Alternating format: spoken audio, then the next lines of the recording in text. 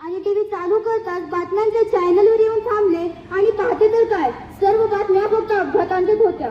अरे, जीवावर बेतण्या इतपत एवढी घाई शेवटी कशासाठी? या भयंकर अपघातासाठी कोणाला दोषी धरावं? प्रगतशील हा भारत देश माझा, या भारताची प्रगती ऐकायची तुम्हाला? ऐकायची या भारताची प्रगती?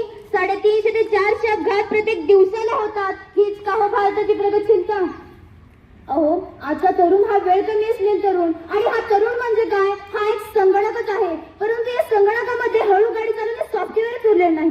ज्या दिवशी हे सॉफ्टवेअर या संगणकामध्ये इन्स्टॉल केले जाईल, त्या दिवशी ऍक्सिडेंट नावाचा व्हायरस कायमचाच मिटलेला असेल, आणि हा व्हायरस मिटवायलाच हवा. दुचाकी अपघातांची वाढणारी संख्या व या अपघातात जाणारी युवक, अपघातांचे बळी हा चिंतेचा विषय आहे. यावर उपाय म्हणून राज्य सरकारने दुचाकी स्वार व सहप्रवासींना हेल्मेटची सक्ती करण्याचा निर्णय घेतला. पण आमचे तरुण हे वेळ कमी असले तरुण ना, आम्ही वाहतूक वापरतो पण त्या संदर्भातील नियम नाही पाळतो. का नाही पाळतो? कारण आम्ही या संघटनेत जातो. ती संघटना म्हणजे हेल्मेटच्या वजनामुळे आमची मान दुखते म्हणून आम्ही हेल्मेट नाही वापरत. तुमची मान दुखते त्यामुळे तुम्ही हेल्मेट नाही वापरत, पण हेल्मेट न वापरल्यामुळे तुमच्या आयुष्याला किती मोठा धोका होऊ शकतो याचा विचार केला का कधी? आम्हाला वाहतूक म्हणलं तर रस्ते आठवतात, आम्हाला वाहतूक म्हणलं तर 80 स्पीडने लावली स्पर्धा आठवते. आम्ही म्हणतो आम्हाला 4 सोबत बोलायला मिळालं म्हणजे गाडी चालवायचं स्वातंत्र्य मिळालं, पण नाही. ज्यावेळेस आम्ही गाडी घेऊन बाहेर पडतो त्यावेळेस पोलिसांनी आम्हाला अडवलं आणि विचारलं, लायसन्स आहेत का? तर आम्ही तयार, उत्तर तयारच का आमचं? आपला काका? नाही आपला दादा. अरे नाही आपला मामा. कोणीतरी आमदार खासदार लिखतच हो. आणि मग फोन लावणार, मामा मला पकडले वाचवा. आणि मग फोन पोलिसांकडे देणार, पोलीस बोलणार, हा साहेब बोला. अरे, एक इमानदार कार्यकर्ता, एक इमानदार अधिकारी त्याची ड्युटी करत असतो आणि आपण त्याला सांगतो माझ्या मामाचं बोला ते खासदार आहेत. त्याला समजा मामाला फोनच नाही लागला, सोडा विषय. मग काय, मामा नका पडू 2000 पावती. अधिकारी माणूस, त्याला आपण काय म्हणतो, मामा. तो काय आपल्या आईचा भाऊ नाही हो, तो एक अधिकारी असतो. मामा नका पडू 2000 पावती, या 100 रुपये मिटवा विषय. अरे, विषय मिटवणे एवढी साधी गोष्ट नाही. पुढे जाऊन जर अपघात झाला तर त्यासाठी कोण पोलीस होता त्याला म्हणतात. त्यात अपघात झालेला व्यक्ती 18 वर्ष खालील होता, तू त्याला अडवून विचारलं का नाही म्हणून उलटी केस पोलिसांवरच होते. अशा झालेल्या घटना आम्ही पाहिल्याच आहेत. ज्यावेळी आपण रस्त्यावरून जातो त्यावेळी तो नेहमीचा आवाज आपल्या कानावर पडतो, तो म्हणजे मोबाईलच्या नोटिफिकेशनचा. आणि तेव्हा लगेच आपल्या मनात विचार येतो, अरे हा महत्वाचा मेसेज वाटतोय, एका मिनिटात रिप्लाय देऊन टाकतो. आणि मग काय होतं, आपण पूर्णपणे त्या मोबाईलमध्ये हरवून जातो. कानात हेडफोन्स लावलेले, त्यामुळे रस्त्यावरचा गोंगाट आपल्या आजूबाजूला चाललंय का याच्याशी आपला संबंधच तुटतो. आपण एका वेगळ्याच दुनियेत असतो.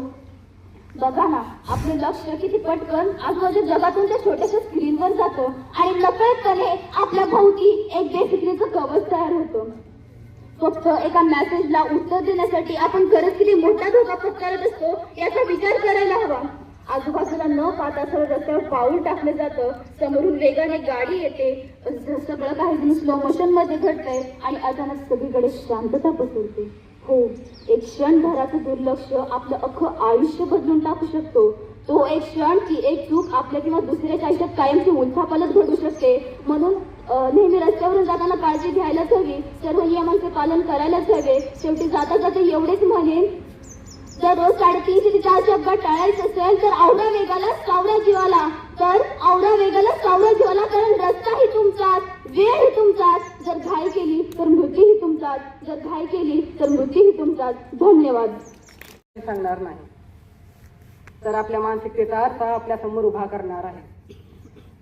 रस्ते खराब आहेत, नियम कडक आहेत, पण मित्रांनो, हा विषय फक्त अपघात, सुरक्षा आणि दंडाचा नसून आपल्या स्वभावाचा देखील आहे. आज अनेक जण विचार करतात की माझ्या एकट्याने नियम मोडला तर काय फरक पडतो, पण याच एकट्याच्या चुकीच्या विचारामुळे आज अपघातांचे महासागर भरले जात आहेत. हे सांगणारी आज एक गोष्ट मी तुम्हाला सांगते. एका राज्यात एक राजा होता. त्याने आपल्या प्रजेला आज्ञा दिली की राजवाड्यातील रिकामी विहीर उद्या सकाळपर्यंत प्रत्येकाने एक बादली पाणी टाकून भरून काढायची. अनेक जणांच्या मनात विचार आला, माझ्या एकट्याने सगळे तर पाणी टाकणार आहेत, मग माझ्या एकट्याने पाणी नाही टाकलं तर काय फरक पडतो. दुसऱ्या दिवशी सकाळी जेव्हा राजा आला तेव्हा ती विहीर फक्त 25% भरली होती. कारण तीच भावना प्रत्येकाच्या मनात होती की माझ्या एकट्याने काय फरक पडतो. आज आपली सुरक्षेच्या बाबतीत देखील हीच अवस्था आहे. मी एकट्याने हेल्मेट नाही घातलं तर काय फरक पडतो, मी एकट्याने सिग्नल तोडलं तर काय होतं. याच मी एकट्याच्या चुकीच्या विचारामुळे आज रस्ते रक्ताने मागचे जात आहेत. 25% भरली अभद्र राजा तर त्यांना दंड देईलच. पण आपण जर सुरक्षेचा नियम पाळला नाही तर हा काळ आपल्याला असा दंड देईल जो भरण्यासाठी आपल्याला आपलं आयुष्य हे अपुरं पडेल. आजचा तरुण हा स्टाईलमुळे लाईफ गमावत आहे. डॉक्टर सांगतात की रस्ता अपघातात होणाऱ्या मृत्यूंपैकी 70% मृत्यू हे डोक्याला लागलेल्या गंभीर दुखापतींमुळे होतात. आणि जर आपण हेल्मेट घातले असेल तर आपले प्राण वाचण्याची शक्यता 80% जास्त असते. हेअरस्टाईल खराब होते, मेकअप खराब होऊन काही जण हेल्मेट घालत नाहीत. पण मला सांगा, काही मिनिटांची हेअरस्टाईल मेकअप तुमच्या आयुष्यापेक्षा मोठी आहे का? आज गाडी चालवताना मोबाईलच्या स्क्रीनवर येणाऱ्या नोटिफिकेशन्सचे आपल्याला जास्त कुतूहल आहे. तो एका सेकंदाचा मेसेज तुमच्या आयुष्याचा शेवटचा मेसेज ठरू शकतो. आजच्या सोशल मीडियाच्या युगात आपण दिसण्याला इतकं महत्त्व देत चाललो आहोत की आपण असं विसरतोय. हेअरस्टाईल करणे, आरशात पाहून मेकअप करणे आपल्याला महत्त्वाचे वाटते, पण तोच रस्त्यावर निघताना सुरक्षेचा विचार करणे हे मात्र आपल्याला ओझे वाटते.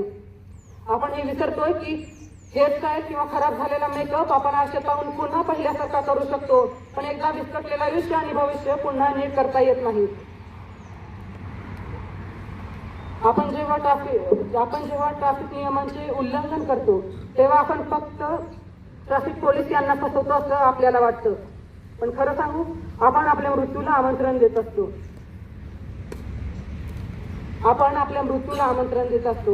तरुण करण्याच्या नादात हेल्मेट हे घालायचं विसरतो. आज बरेच जण म्हणतात की मी वेळेत पोहोचण्यासाठी गाडीचा वेग वाढवला, पण वेळेत पोहोचण्याच्या नादात वेळेच्या आधी जगातून जाण्यात कोणतेही शहाणपण नाही. ट्रॅफिक पोलीस जेव्हा रस्त्यावर समोर आपली ड्युटी करतात तेव्हा ती फक्त ड्युटी करत नसतात, तर आपल्या मृत्यूला आपल्या जवळ येण्यापासून वाचवत असतात. थांबवत असतात. आपण मात्र त्यांना बघून रस्ता बदलतो. रस्ता बदलायचा असेल तर तुमच्या चुकीच्या विचारांचा बदला, तुमच्या चुकीच्या सवयींचा बदला. आपल्या एका चुकीच्या निर्णयाची किंमत आपल्या आई वडिलांच्या अश्रूंनी मोजली जाऊ नये याची काळजी आपण घ्या. चला तर मग आज शपथ घेऊ, सुरक्षित प्रवासाची शपथ घेऊ आणि आपल्या देशाला अपघातमुक्त करू. धन्यवाद.